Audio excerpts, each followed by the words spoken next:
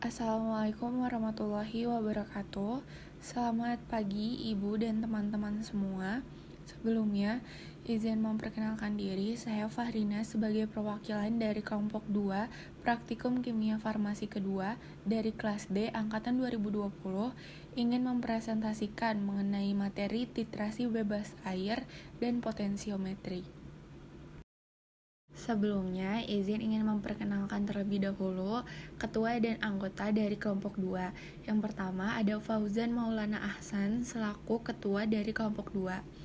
Dan untuk anggotanya ada 4. Yang pertama ada Fahrina Nurfaza Fahrudin, Indri Maulani, Dini Andriani, dan Ayuni Dwi Rahmawati. Baik, untuk materi yang pertama membahas mengenai titrasi bebas air. Titrasi bebas air adalah titrasi yang menggunakan pelarut organik sebagai pengganti air. Contohnya ada alkohol, eter, atau pelarut-pelarut organik lainnya.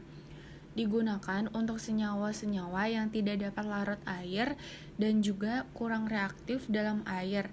Contohnya garam-garam amina, di mana garam-garam tersebut dirombak terlebih dahulu menjadi basa yang bebas larut dalam air. Untuk tujuan dari titrasi bebas air ada 3 poin. Yang pertama, menentukan normalitas larutan baku sekunder HClO4 dengan titrasi bebas air. Kedua, melakukan validasi metode analisis penetapan kadar papaverin HCl sebagai sampel. Yang ketiga, menentukan kemurnian papaverin HCl dengan titrasi bebas air. Dan untuk prinsip titrasi bebas air adalah penetapan kadar secara volumetrik berdasarkan reaksi asam basa lemah dengan asam kuat di dalam pelarut organik. Kemudian ada beberapa hal yang harus diperhatikan dalam proses titrasi bebas air untuk memperoleh hasil yang memuaskan. Yang pertama, semua alat yang digunakan harus bersih dan benar-benar kering. Kedua, pemilihan pelarut harus tepat. Ketiga, pelarut, pentiter, indikator, dan zat yang dititrasi harus diusahakan bebas dari air.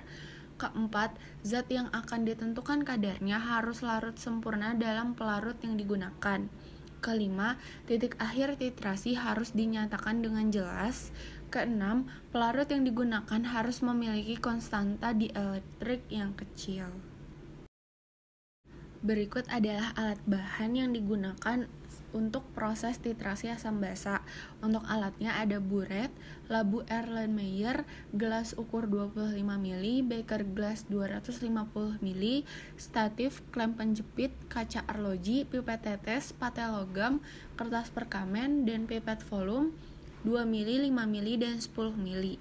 Untuk bahannya ada larutan HClO4 0,1 N, asam asetat glasial, asam asetat anhidrida, kalium biftalat, larutan Hg asetat 6%, indikator kristal violet, dan papaverin HCl sebagai sampel.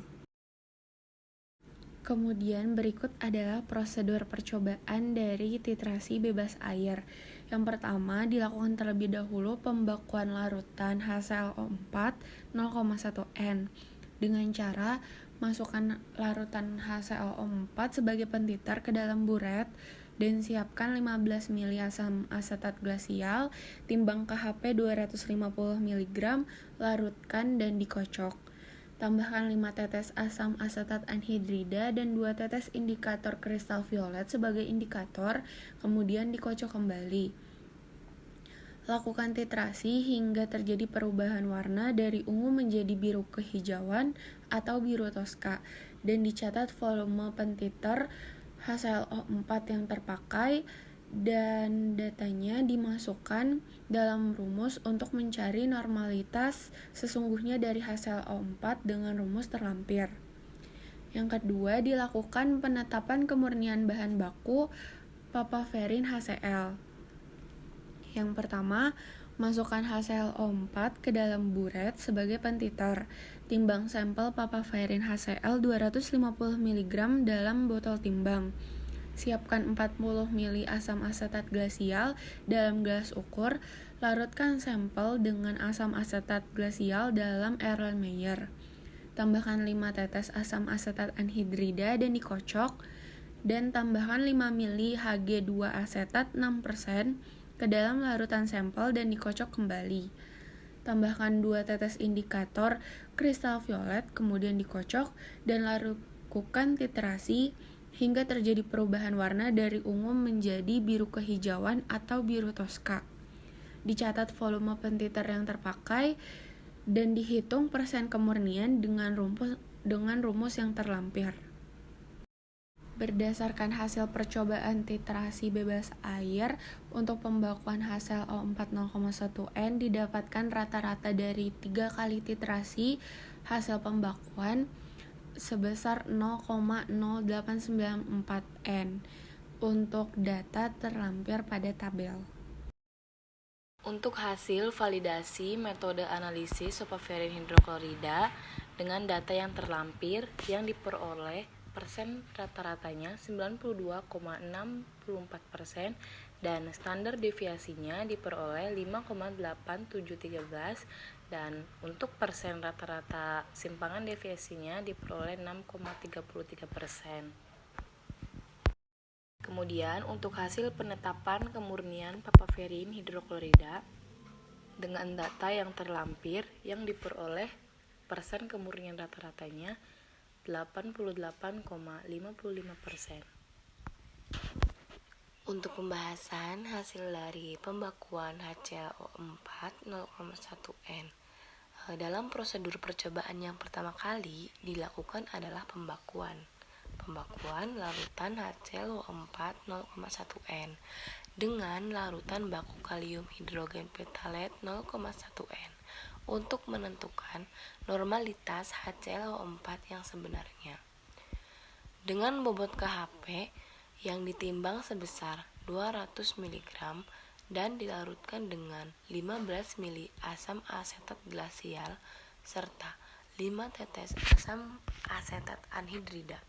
Kemudian 2 tetes indikator kristal violet dititrasi dengan HClO4 sampai terjadi perubahan warna dari ungu ke biru hijau. Didapatkan konsentrasi rata-ratanya setelah 3 kali proses titrasi tersebut dari larutan HClO4 adalah 0,0894 N. Normalitas.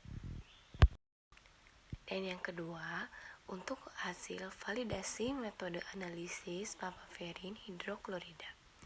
Proses kedua yang dilakukan adalah melakukan validasi metode analisis papaverin HCl menggunakan baku pembanding papaverin HCl yang ditimbang dengan variasi berat 245 mg, 350 mg, dan 370 mg sebanyak 3 kali.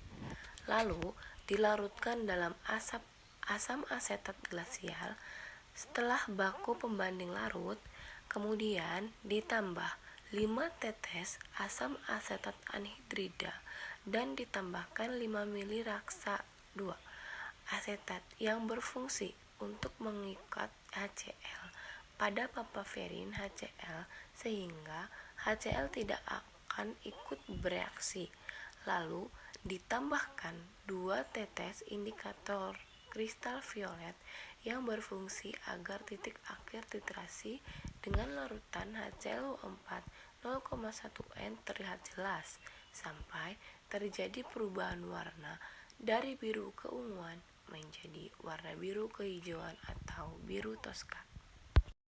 Yang ketiga, hasil penetapan kemurnian papaverin hidroklorida dengan prosedur yaitu penetapan kemurnian dari papaverin HCl di mana sampel ditimbang sebanyak 350 mg lalu dilarutkan dalam 40 ml asam asetat glasial. Ditambahkan 5 tetes asam asetat anhidrida, tambahkan 5 ml raksa asetat, kemudian ditetesi sebanyak 2 tetes indikator kristal violet. Dari hasil percobaan ini diperoleh rata-rata persen kemurnian sampel sebesar 88,55%. Hasil ini tidak sesuai dengan persyaratan literatur yang menyatakan papaverin HCl murni mengandung tidak kurang dari 98,5% dan tidak lebih dari 100,5% papaverin HCl sehingga hasil zat aktif tidak memenuhi persyaratan kemurnian. Untuk kesimpulan dari percobaan yang telah dilakukan, diperoleh hasil pembakuan yaitu dari HClO4 0,08794 dari hasil validasi metode analisis nilai persen rata-rata dari papaverin HCl yaitu 91,64%. Nilai standar deviasinya diperoleh 5,8713 dan nilai persen rata-rata simpangan deviasinya yaitu 6,33%. Metode dinyatakan tidak valid karena nilai persen R tidak berada dalam rentang 98,0% sampai 102,0% dan persen rata-rata simpangan deviasinya lebih dari 2%. Dan hasil dari penetapan kemurnian papaverin HCl, nilai persen kemurniannya yaitu 88,55%. Karena itu zat aktif tidak memenuhi persyaratan kemurnian dikarenakan tidak berada dalam rentang 98,5% sampai 100,5%. Baik, masuk ke materi 2, membahas mengenai titrasi potensiometri. Analisis sistem titrasi potensiometri pada prinsipnya menggabungkan antara pengukuran potensial dan volume titran. Dari titrasi potensiometri dapat lebih percaya daripada data titrasi biasa dengan menggunakan indikator kimia seperti perubahan warna dan timbulnya endapan. Dasar-dasar sistem ini yang akan dipakai untuk melakukan analisis sistem titrasi potensiometri, yang mana sistem ini tidak menggunakan indikator, tetapi mengganti suatu besaran lain yaitu potensial kimia. Nah, selanjutnya ada serangkaian alat titrasi potensiometri, di mana dilihat dari gambar tersebut untuk alatnya. Nah, dengan alat ini, pada prinsipnya kita akan mengukur potensial setiap penambahan sejumlah volume titran tersebut. Baik, yang selanjutnya yaitu ada kelebihan dari titrasi potensiometri. Yang pertama yaitu dapat menentukan konsentrasi suatu spesies dengan kecermatan lebih baik. Kemudian yang kedua yaitu dapat digunakan untuk larutan yang keruh. Yang ketiga yaitu dapat digunakan untuk menentukan titik ekivalen titrasi yang tidak mempunyai warna yang cocok. Kemudian yang keempat yaitu tidak terganggu oleh fluoresensi atau warna larutan. Kemudian yang selanjutnya yaitu ada kekurangan dari titrasi potensiometri. Yang pertama yaitu waktu yang diperlukan untuk analisis lebih lama karena diperlukan perhitungan dan pengolahan data yang cukup panjang. Kemudian yang kedua yaitu zat-zat lain walaupun tidak terespon oleh elektroda dapat mengganggu karena dapat bereaksi dengan penitrir. Kemudian yang ketiga yaitu tidak memungkinkan untuk analisis zat dalam jumlah kecil. Materi yang akan dibahas selanjutnya yaitu mengenai titrasi asam basa secara potensiometri. Adapun tujuan dari titrasi asam basa secara potensiometri yaitu yang pertama, untuk menentukan normalitas larutan baku sekunder NaOH. Kemudian yang kedua yaitu untuk menentukan kemurnian asam sitrat monohidrat secara alkalimetri dengan metode konvensional dan potensiometri.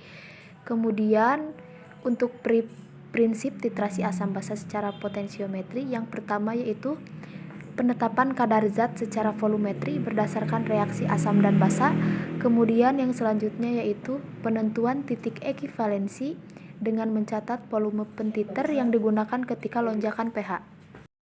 Kemudian untuk melakukan titrasi asam basa, pasti ada syarat tertentu yang harus dilakukan agar titrasi dapat berjalan dengan baik. Yang pertama yaitu air yang digunakan adalah Aquades bebas CO2, kemudian pelarut yang digunakan harus netral, misalnya Aquades bebas CO2 dan alkohol yang netral terhadap indikator.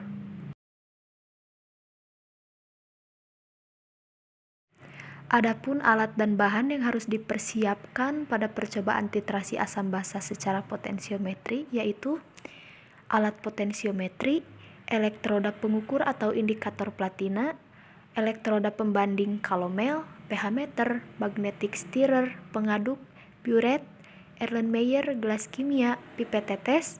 Kemudian bahan yang harus dipersiapkan adalah larutan NaOH 0,1 N, asam oksalat 0,1 N, indikator fenolftalin, asam sitrat monohidrat, dan Aquades.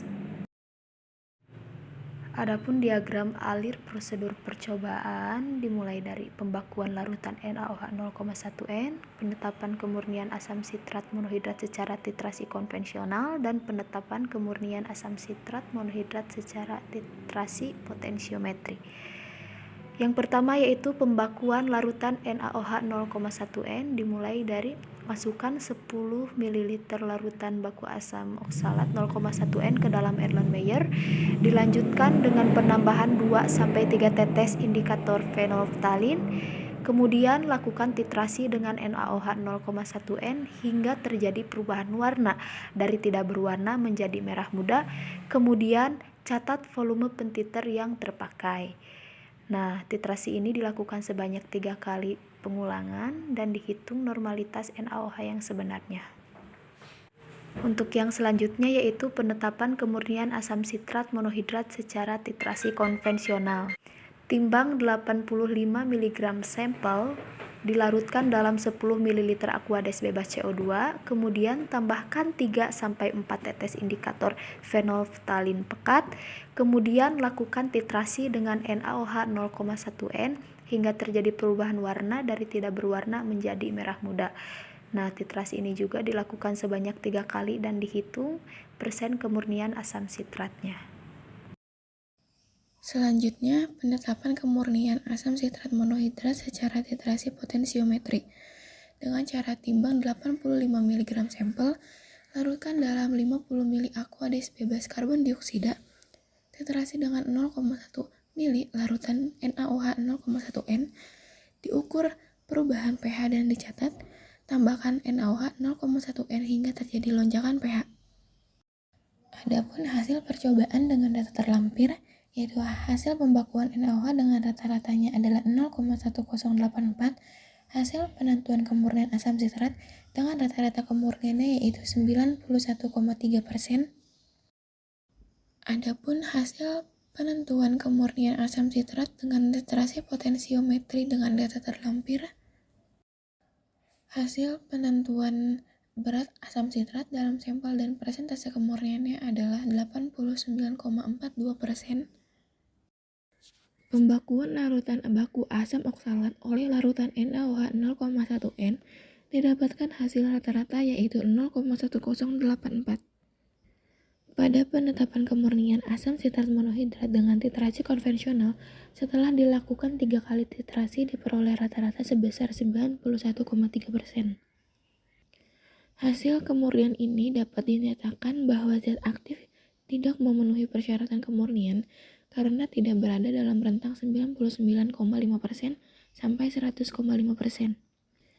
Sedangkan pada penetapan kemurnian yang dilakukan secara titrasi potensiometri, terjadi lonjakan pH 5,7 pada volume 10 mili yang dinyatakan sebagai VA dan pH 10 pada volume 12 mili yaitu dinyatakan VB, dengan titik ekivalen yang didapat adalah 10,95.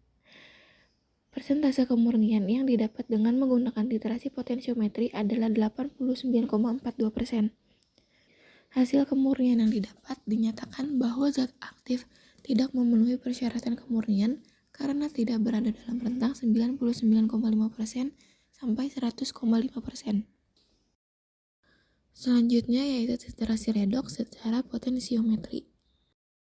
Adapun tujuan dilakukannya percobaan ini yaitu yang pertama, menentukan normalitas larutan baku sekunder iodium. Yang kedua, menentukan kemurnian vitamin C secara iodimetri dengan metode konvensional dan potensiometri. Adapun prinsip percobaan yang dilakukan yaitu yang pertama, penetapan kadar zat secara volumetri berdasarkan reaksi reduksi dan oksidasi. Yang kedua, penentuan titik ekivalensi dengan mencatat volume pentiter yang digunakan ketika terjadi lonjakan potensial sel. Syarat dilakukannya titrasi redoks yaitu pertama, reaksi harus cepat dan sempurna. Kedua, reaksi berlangsung secara stokiometri. Ketiga, titik akhir titrasi dapat dideteksi, misalnya dengan bantuan indikator atau secara potensiometri. Selanjutnya, percobaan titrasi redoks secara potensiometri.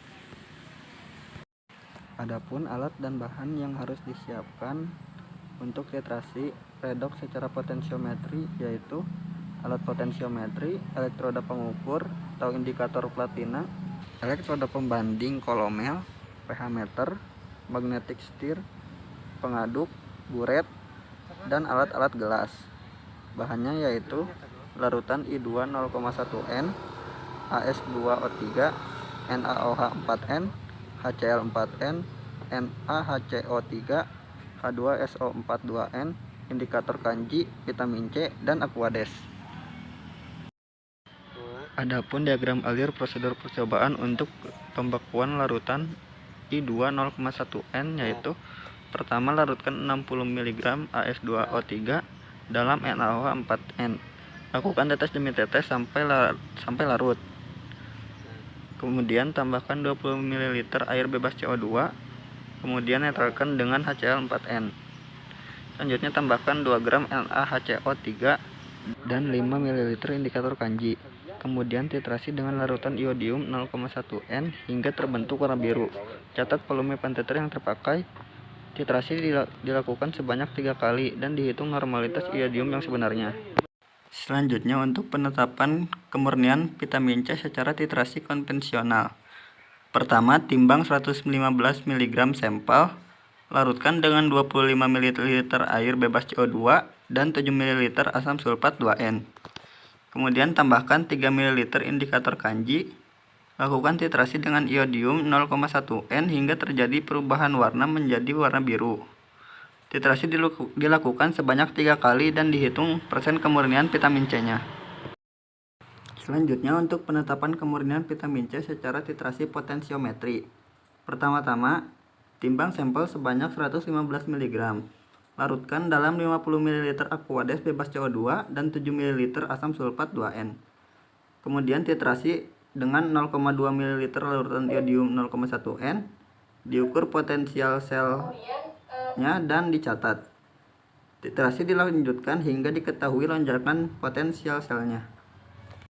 Adapun data yang terlampir berikut yaitu dari hasil pembekuan I2 rata-rata normalitasnya 0,478 N dan dari hasil penentuan kemurnian vitamin C dengan titrasi konvensional persen kemurnian rata-ratanya yaitu 76,26%. Berikut adalah data-data yang terlampir dari hasil penentuan kemurnian vitamin C dengan titrasi potensiometri. Berat vitamin C dalam sampel dan persentase kemurniannya adalah 98,95%. Dari percobaan yang dilakukan, pembekuan larutan baku AS2O3 oleh larutan iodium 0,1N didapatkan hasil rata-rata yaitu 0,478. Pada penetapan kemurnian vitamin C dengan titrasi konvensional, setelah dilakukan 3 kali titrasi, diperoleh rata-rata sebesar 76,26%. Hasil kemurnian yang didapat dinyatakan bahwa zat aktif tidak memenuhi persyaratan kemurnian, karena tidak berada dalam rentang 99,5% sampai 100,5%. Sedangkan pada penetapan kemurnian dilakukan secara titrasi potensiometri. Persentase kemurnian yang didapat dengan menggunakan titrasi potensiometri adalah 98,95%. Hasil kemurnian yang didapat dinyatakan bahwa zat aktif tidak memenuhi persyaratan kemurnian karena tidak berada dalam rentang 99,5% sampai 100,5%. Baik, dicukupkan untuk presentasi dari materi titrasi bebas air dan titrasi potensiometri dari kelompok 2. Mohon maaf bila ada kekurangan. Sekian, wassalamualaikum warahmatullahi wabarakatuh.